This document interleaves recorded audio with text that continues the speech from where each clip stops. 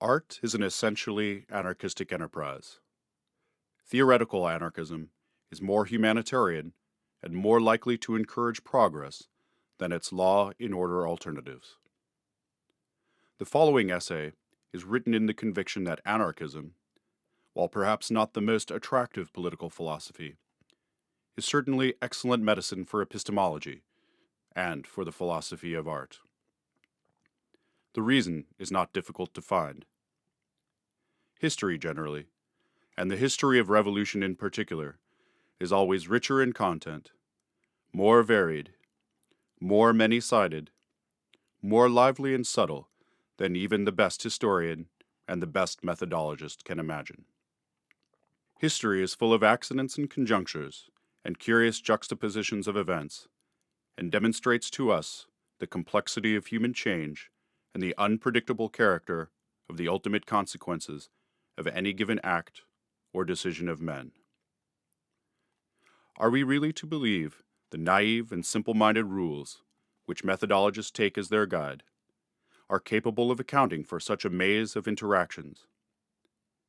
And is it not clear that the successful participations in a process of this kind is possible only for a ruthless opportunist who is not tied to any particular philosophy and who adopts whatever procedure seem fit to the occasion? This is indeed the conclusion that has been drawn by intelligent and thoughtful observers. Two very important practical conclusions follow from this character of the historical process, writes Lenin. First, that in order to fulfill its task, the revolutionary class, i.e., the class of those who want to change either part of a society, such an art, or society as a whole, must be able to master all forms or aspects of social activity without exception. It must be able to understand and to apply not one particular methodology, but any methodology and any variation it can imagine. Second, it must be ready to pass from one to another in the quickest and most unexpected manner. The external conditions, writes Einstein, which are set for the artist by the facts of experience, do not permit him to let himself be too much restricted in the construction of his conceptual world by the adherence to an epistemological system. He, therefore, must appear to the systematic epistemologist as type of an unscrupulous opportunist. A complex medium containing surprising and unforeseen developments demands complex procedures and defies analysis on the basis of rules which have been set up in advance and without regard to the ever-changing conditions of history. Now, it is of course possible to simplify the medium in which an artist works by simplifying its main actors. The history of art, after all, does not consist of facts and conclusions drawn from facts.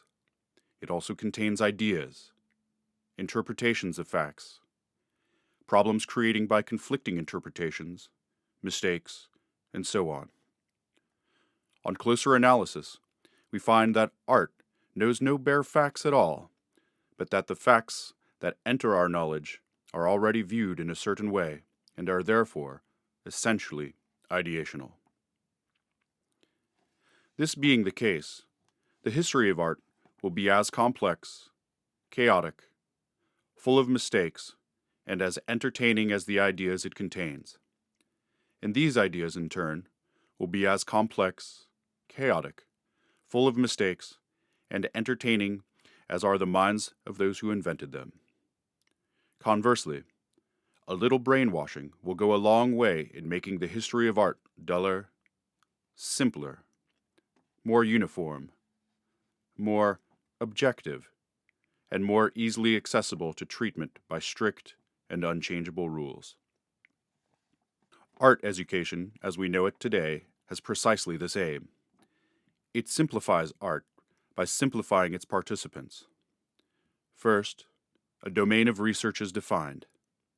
The domain is separated from the rest of history. Physics, for example, is separated from metaphysics and from theology, and given a logic of its own. A thorough training in such logic then conditions those working in the domain. It makes their actions more uniform, and it freezes large parts of historical process as well. Stable facts arise and persevere despite the vicissitudes of history. An essential part of the training that makes such facts appear consistent in the attempt to inhibit intuitions that might lead to a blurring of boundaries.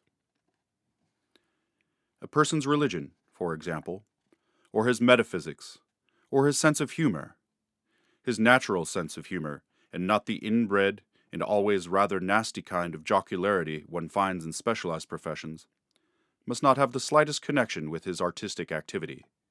His imagination is restrained, and even his language ceases to be his own. This is again reflected in the nature of artistic facts, which are being experienced as being independent of option, belief, and cultural background.